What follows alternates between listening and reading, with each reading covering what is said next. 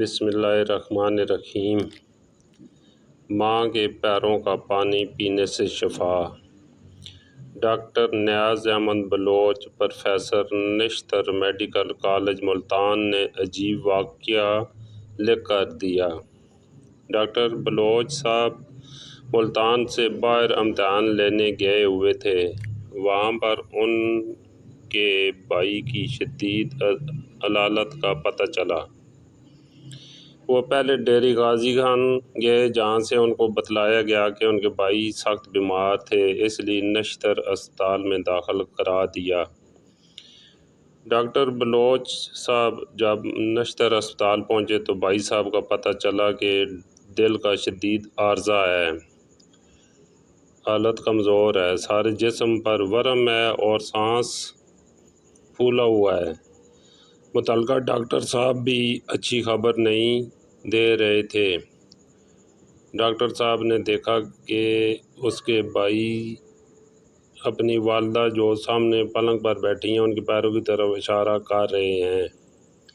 میں نے دیکھا والدہ صاحبہ کے پاؤں کا جوتا ایک جگہ سے ٹوٹا ہوا تھا، اشارہ اس کی طرف تھا، تو انہوں نے اپنے علیل بھائی کو بتلایا کہ میں جوتا ٹھیک کرا دوں گا، مگر ان کے علیل بھائی بار بار والدہ کے قدموں کی طرف اشارہ کر رہے تھے۔ میں نے بھائی کے قریب ہو کر پوچھا کہ پاؤں میں کیا ہے؟ اس نے کہا کہ میری ماں کے پاؤں کو دھو کر وہ پانی مجھے پلاؤ، میں ٹھیک ہو جاؤں گا۔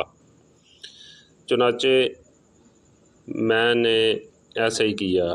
والدہ کے پاؤں کا پانی پلانے کے بعد جو پیشاب کا جلاب میرے بھائی کو جاری ہوا، ہم سب حیران تھے، جیسے پیشاب آورٹی کا لگا ہو۔ یہ پیشاب کا جلاب سارا دن اور ساری رات جاری رہا۔ دوسرے دن صبح کے وقت جب ماہر امراض قلب میرے بھائی کو دیکھنے آئے تو کافی افاقہ تھا۔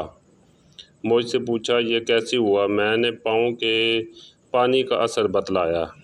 سب حیران تھے۔ چند دنوں میں اللہ تعالیٰ نے میرے بھائی کو شفا دی۔ یہ سب والدہ صاحبہ کے پیروں کا صدقہ تھا۔ پروفیسر ڈاکٹر نور احمد نور صاحب لکھتے ہیں، کافی سال قبل میں اپنی والدہ کو جو راجن پور میں بیمار تھیں دیکھنے کے لیے جایا کرتا تھا۔ ایک دن جمعے کے دن میں نے والدہ صاحبہ کی خدمت میں حاضری دی۔ واپسی پر دعا کی درخواست کی تو بڑی دعائیں دیں۔ واپسی پر دریائے سندھ پار کرنے کے بعد ایک بہت بڑی گہری نہر جو تقریباً 20 فٹ گہری اور 30 فٹ چوڑی پانی سے لبالب بھری ہوئی بہہ رہی تھی۔ جمعہ کی نماز کا وقت ہو چکا تھا۔ گاڑی کھڑی کر کے ڈرائیور تو وضو کر کے نماز میں شریک ہو گیا۔ میں نے استنجا کیا اور نہر کے کنارے بیٹھ کر وضو کر رہا تھا کہ اچانک نہر کا کنارہ جو نیچے سے پانی نے کھوکھلا کر دیا تھا، پانی میں گر گیا اور میں نہر کے اندر گر گیا۔ ایک دو ڈبکیاں آئیں، میں نہر کے وسط میں پہنچ گیا۔ کیونکہ میں تیرنا نہیں جانتا تھا، اس لیے ڈبکیاں آنی شروع ہوئیں اور سر چکرانے لگا۔ میں نے شور مچایا، مگر سوائے جانوروں کے جو نہر کے کنارے بیٹھے تھے کوئی اور تھا ہی نہیں۔ میرا ڈوب جانا یقینی ہو گیا۔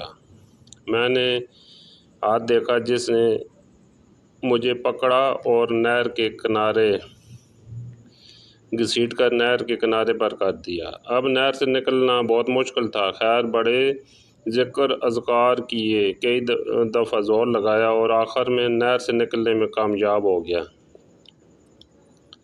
کپڑے سارے گیلے ہو گئے، کیچڑ لگ گئی۔ اس حالت میں نماز کی آخری رکعت مل گئی۔ تمام مسجد والوں نے میری حالت دیکھ کر حیرانگی ظاہر کی۔ مجھے یقین ہے مجھے ڈوبنے سے بچانے والی والدہ مرحومہ کی دعا تھی، ورنہ بچنے کے کوئی ظاہری اسباب نہیں تھے۔